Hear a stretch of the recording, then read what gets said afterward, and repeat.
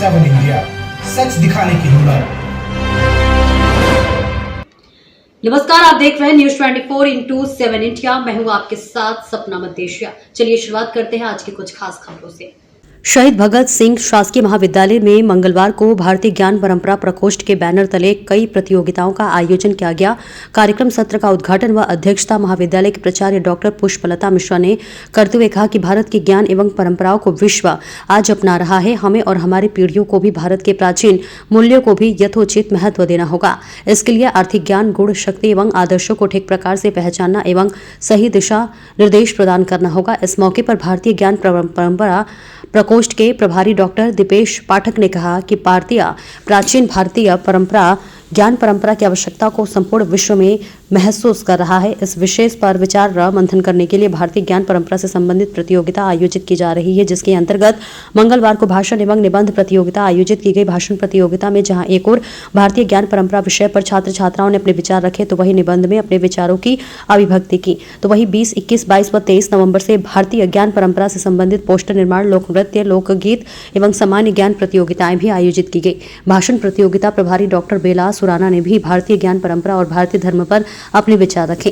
कार्यक्रम में डॉक्टर अबिका खरे, डॉक्टर वैशाली राम टेके, डॉक्टर सबीहा अख्तर, डॉक्टर कृपाल विश्वकर्मा, डॉक्टर मेघा जैन, जयपाल विश्वकर्मा, वैभव सुराना, जितेंद्र विश्वकर्मा, निरंजना धोटे, रामेश्वर अहिके सहित विद्यार्थी उपस्थित थे।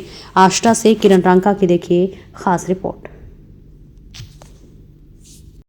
भारतीय ज्ञान परंपरा से संबंधित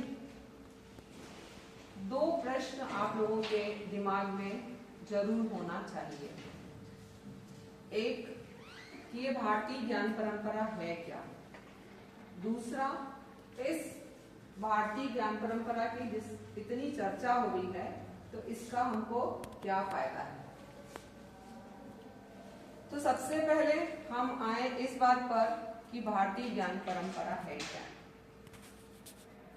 जैसा कि आप जानते हैं, भारतीय संस्कृति, भारतीय मूल्य इस धरा की बहुत ही महत्वपूर्ण धरोहर रहे हैं।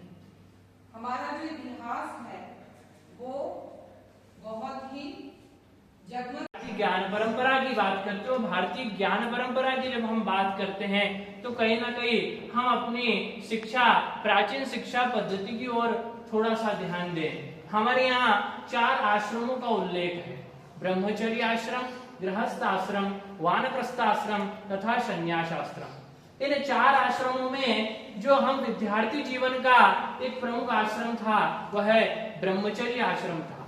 यहाँ पर विद्यार्थी बड़ी कठोर दिनचर्या के अनुसार अपना जीवन व्यतीत करता था और वह अपने गुरु के समकक्ष एक प्रकार का सेवक का भाव रखता था।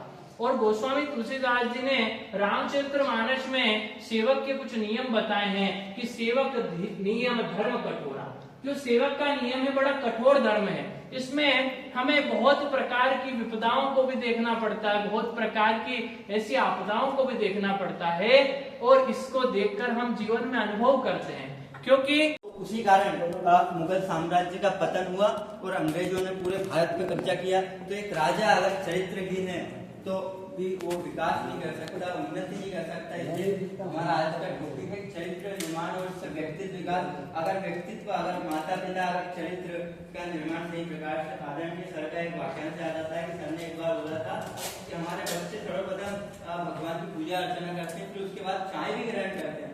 तो ये भारतीय संस्कृति, ये भारतीय धर्म, अगर धर्म से जुड़ा हुआ है, अगर और अध्यात्म से जुड़ा हुआ बच्चा है, संस्कार दिए जाते हैं, तो व्यक्ति चरित्रवान तो होगा ही होगा और अच्छा उन्नति करके इस भारत और विदेश में उसकी पहचान स्थापित करेगा। और एक हमारे संत हुए संत गोरा कुमार, जिनका पावन चरित्र है, जिन्होंने अपने चरित्र के लिए अपने दोनों हाथों की कुर्बानी दे दी। वो भी इसी भारत देश की भूमि के थे। तो ये चरित्रवान।